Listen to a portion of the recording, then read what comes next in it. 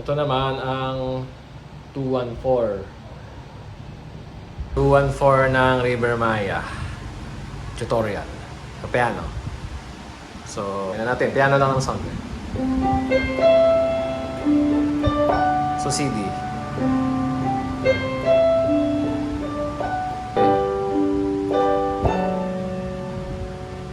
D over F sharp.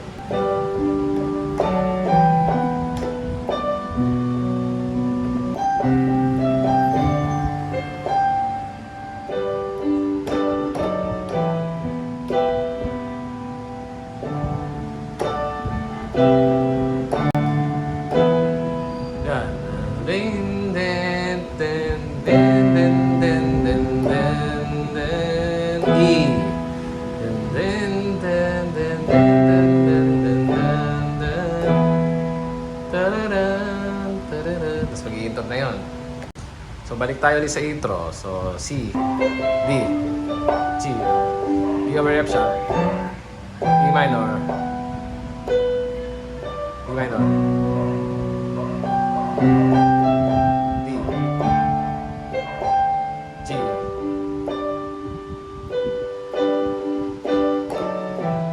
tapos D, C, D, E, then C, D, ulit, then C, D,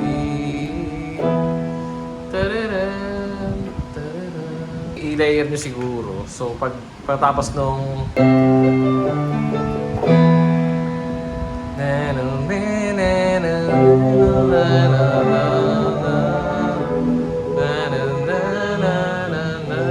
satay lang to pero narinig siya na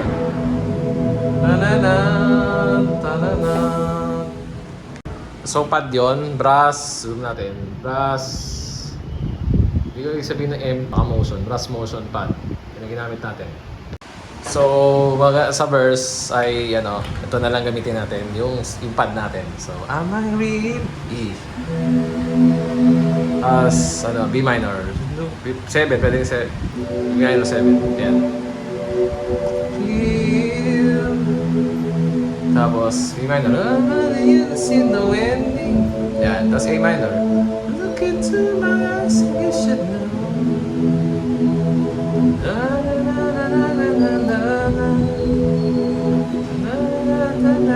A. Tapos A minor. Tapos magka-chorus na yan. And you know. Tapos chorus. So, sabayan nyo lang din yung sa usual na chorus ng siyempre, yung chords. Gamit ko pa rin yung pad. So, G. Yan. Parang intro din. Yung 10, 10, 10, 10, 10. Diba yan? Yung chords nun, pares na din to. The world could die. Everything may die. Still you should cry. G. D over F sharp. E minor. Tapos D minor.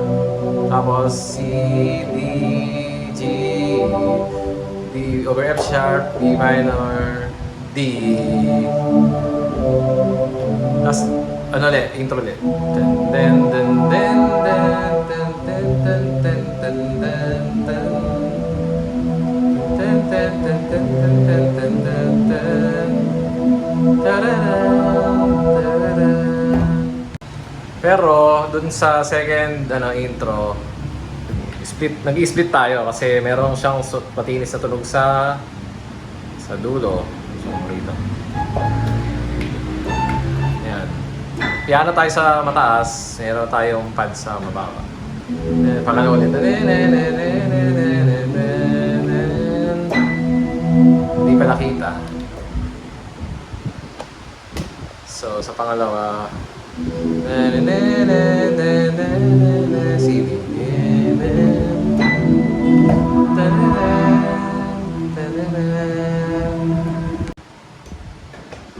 Sa verse 2 naman, layer. Layer niyo yung pad sa piano. So,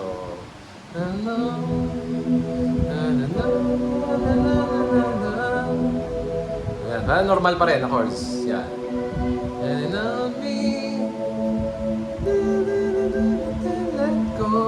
Tapos, medyo rinig dapat yung piano. So, hinaan natin yung pad. Sa sunod na part to.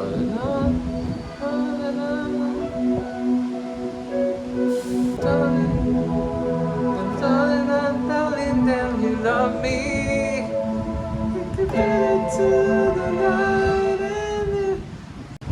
So, sa second chorus, layered pa rin. Yun, so, same na ng setup natin. Na medyo subtle piano, may pad. So, same chords. So, the world could die, and everything may die, but still you should cry. As time may pass, and then I'll be by your side, forever by your side. Solo na yun.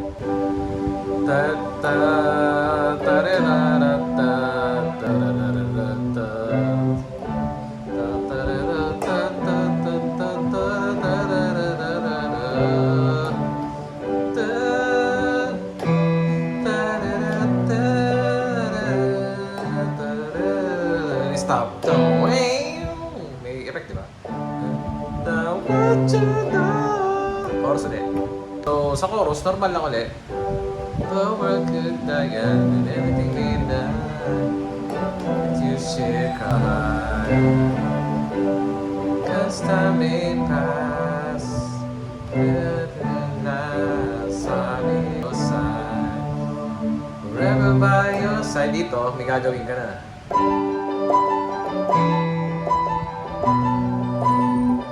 By your side.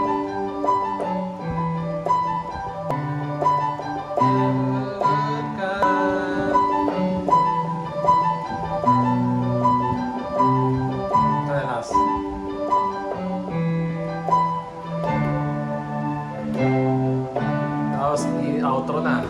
Outro, gagawin mo na lang pad. So, yan.